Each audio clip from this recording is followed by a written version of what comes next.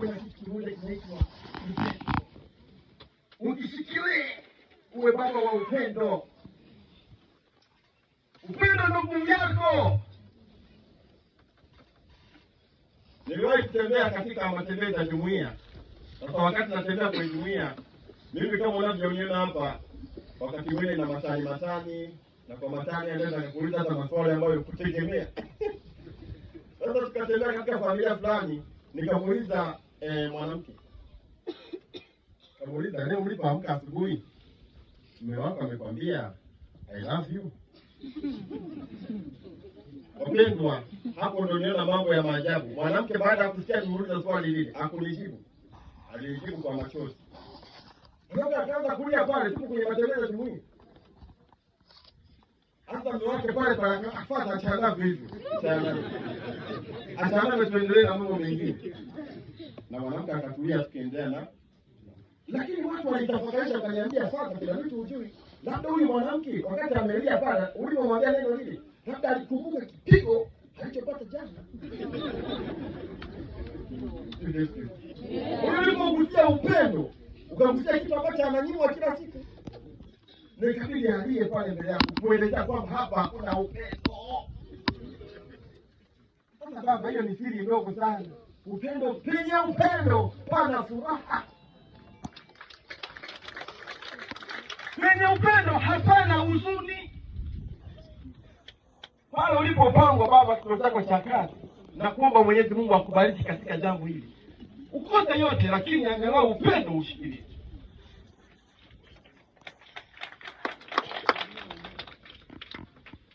Maana Mungu ndicho anachokudai.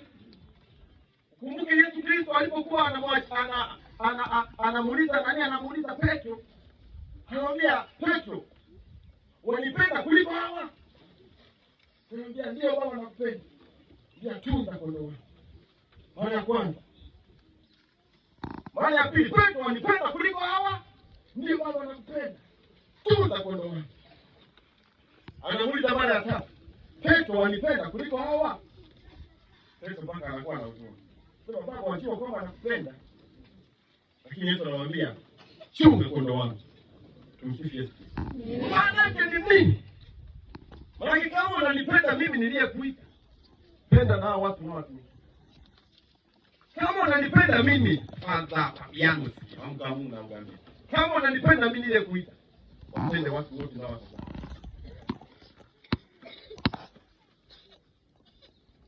Tumsifu Yesu Kristo. Kristo. Tumaini. Kristo. Tumaini. Mapendo.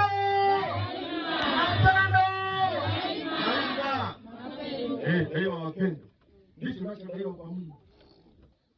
Na kwa upendo huo Yesu anasema, Injili ya Yohana sura ya 15:13, hakuna mtu mwenye upendo mkubwa kuliko yule atoaye uhai wake kwa ajili ya rafiki zake. Kwa hiyo maisha ulionayo baba sio maisha yako tena. Haya maisha ulionayo sasa unapatia watu wengine.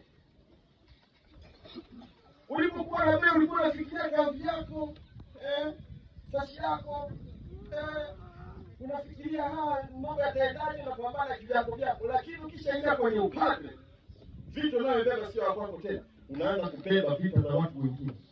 Unawapatia maisha yako yanakuwa kwa ajili ya watu wengine. Sio maisha yako tena. Bwana, wakati mwingine kuna baba mmoja alikuwa anahubiri, akasema upande bwana, wakati mwingine mpaka hili unashindwa kuelewa. Unatoka msimani, unaenda kwenye sherehe. Isiyo hizo kwa nazo msimani, hataki kuonekana kwenye sherehe. Sasa hapo kuna kazi.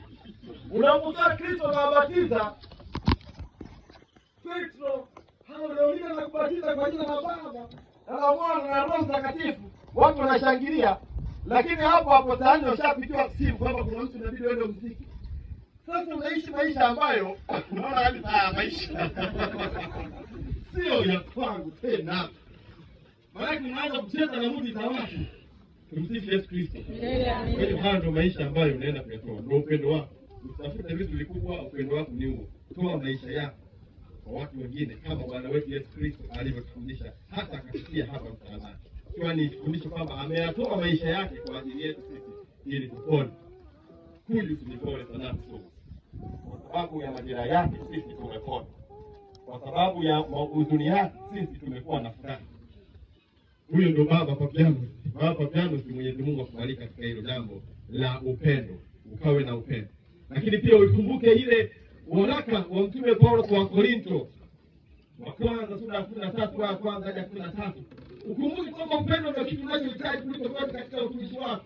Maana Mtume Paulo anasema hata kama nikinena lugha za malaika au za binadamu, kama sina upendo, mimi ni sana debe tupu, mimi ni sana kengeni. Hata kama nikiwa na kipawa cha kutangaza ufalme wa Mungu, ujumbe wa Mungu, nikafahamu siri zote, nikawa na imani hata ya kuhamisha milima, kama sina upendo, mimi si kitu. Hata kama nikitoa mali yangu yote nikawapatia watu, nikautoa hata mwili wangu uchomwe, kama sina upendo, hainifaidi chochote.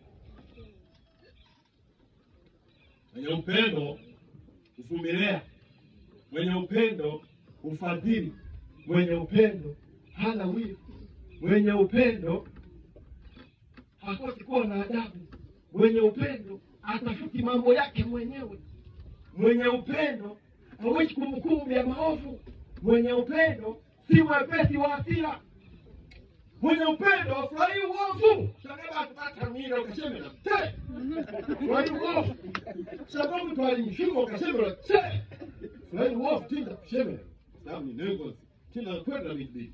Mwenye upendo hafurahi uovu, bali furahi pamoja na ukweli. Ndio upendo wa mimi yote, ustahimili yote, uvumilia yote.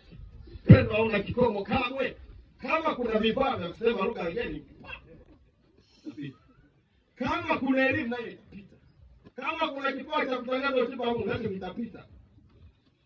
Maana vizuri si kamili na kipawa cha kutangaza ujumbe wa Mungu si kamili. Lakini kile kitimilifu kitakapofika, vyote visivyo vitimilifu vitatoweka. Kipi? Upendo utakapofika katika moyo wako, vyote visivyo vitimilifu ambavyo vinaonekana vinakupa udhaifu, vyote vitatoweka, kwa sababu upendo umefika, ambao unakufanya uwe mzuri ndani na ukiwa vitu hivyo vizuri.